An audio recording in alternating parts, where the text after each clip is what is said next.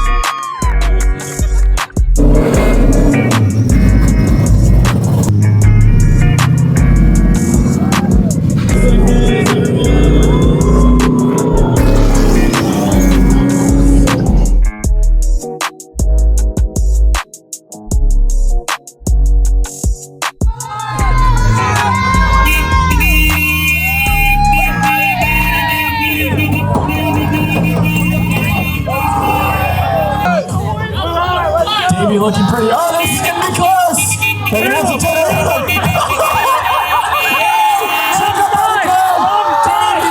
This party can't stop. Let's go. Give it up to your winner, Steve. I spent Friday and Saturday just hanging out with the boys and trying to get some ride-alongs. But today, we are going to be riding with the Avocado. Let's do it.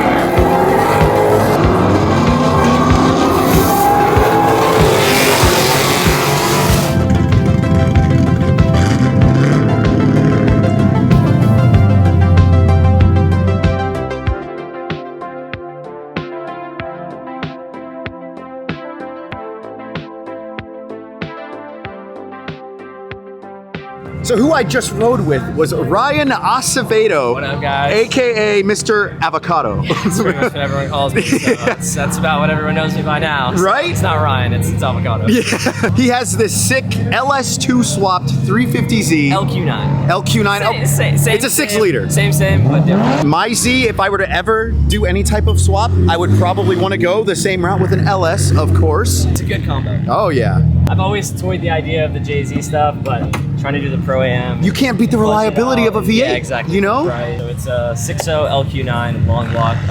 My dad got it off Craigslist like 2 years ago. It came with Texas Speed PRC heads. That's kind of why he bought the long block. We kept the PRC heads on it. ISR swap kit. Literally the best swap kit on the market.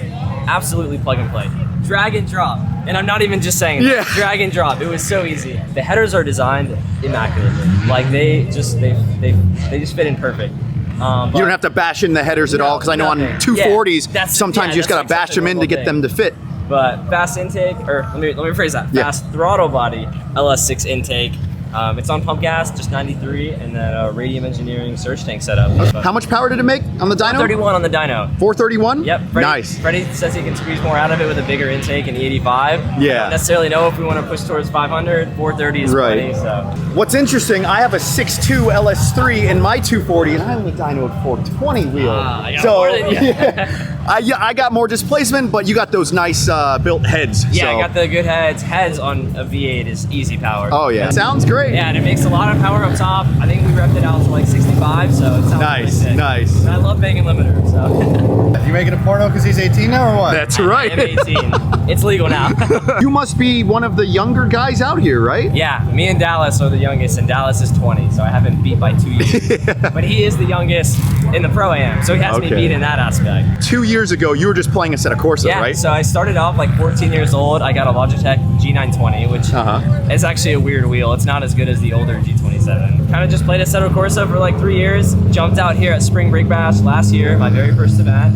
And I can just promise you that Assetto Corsa does absolute wonders. Oh yeah. In a complete non-arrogant way. Assetto Corsa allowed me to link the track like pretty decently my very, very first drift event. All the technique and just the muscle memory from Assetto Corsa is there. You do have to get used to slinging a real car around, you know, weight transfer. There's actual G-forces, but the concept and the movements, you know, left foot braking. I even was better at left foot braking just from Assetto Corsa. So. For all you OG subscribers from day one, I've been telling you all that just drifting on a simulator, aka Assetto Corsa, does wonders. It's so helpful. Your driving so far. Oh yeah. I mean, and you are a tried and true testament of that. Appreciate it. I've always ran the OSW Oval on Assetto Corsa, and the first time I ever drove the Oval with a VQ car, I did a couple of runs at night and kind of mid-bank, and then the next day, Stephen Casanero, who's one of your longtime friends, we did a whole coaching session on the Oval on a private day. I was the only one doing it. Everyone else was on the skate pad. And I got to the point where I was like, okay, I'm gonna flick at the wall. And so I literally was like right next to the wall, like arm's length distance. Nice. Clutch kicked it in third, just like I did on Assetto, the same track. And then I just kind of hugged it, and then I just kind of knew how to drive the bank literally from playing Assetto Corsa. Like if I tapped the wall, I knew how to pull out of it and not like lift and go straight into it. Exactly. So simulator is key. It's the key. If you all remember my red S14, the Zenki that a lot of you guys thought was like really clean, he actually ended up buying it from the dude that I sold it to. I was in Europe at the time on a flight home. I was trying to figure out, or this is a couple days before I flew home. I was like, okay, when I get back, I want to sell the Z, another 240. And so I'm looking. Alan's old 240 pops up, and it's also coincidentally being sold by another guy named Alan. And so I hit him up. He wants a Z, and I was like, oh my gosh, I have a sick, like freshly serviced, like valve covers, everything, sick daily Z. And he was like, oh my God, I'm so down for the trade, yada, yada. We planned it out. The first weekend that I'm back in the States, we were gonna do it, right? Got back stateside, hit him back up, and I was like, oh man, I can't sell the car. I was just kind of driving it around town the day I got back, and I was like, I don't wanna go back to an older 90s car that like has rattly interior and stuff. And so I miss out on it. He sells it to a guy, the car's gone. I kind of like a month later was like, man, I really should have got Alan sold 240. I was like, that thing was super clean. And so I posted up one day, I had sold the Z, and then I had got a Gen 1 CTSV. Super sick car, factory LS, really cool car. Drove that for a little while, sold it to my dad because he wanted it and I wanted a different car. I posted up in the 240SX of Florida Facebook page, and I'm like, hey, who has a really clean 240? Like, I want to spend $4 to $6 grand, maybe even more if it's like swapped or nice or something. He comments and he's like, hey, I have this one, $5,500. And I'm looking at it and I'm like, that's Alan's old car. I missed out on it once, I'm not missing out on it again. And I hit him up and I was like, $5,000, I will be there Saturday morning. And he was like, sold. Nice. Went over there, drove down 2 hours away, picked it up, texted Alan. I was like, hey, I'm driving your old 240. I eventually sold the car like 6 months later, which I also still regret. I sold it for $67.50, and then when you sold it, you got like $6 or $65 for it. Props for making profit. We both made profit on the car. It's kind of like a North Florida jug situation. Oh yeah. So Avocado, thank you for the ride along. Of course, absolutely. When I get back into drifting, which is hopefully soon, better be soon, we'll be banging doors. Absolutely. Well, I don't want to bang your nice clean car, but you know what I mean. We're gonna need some new doors and panels here soon, and a fresh delivery for 2020. But hey, I'm looking forward to it. All right. Absolutely. Let's yes.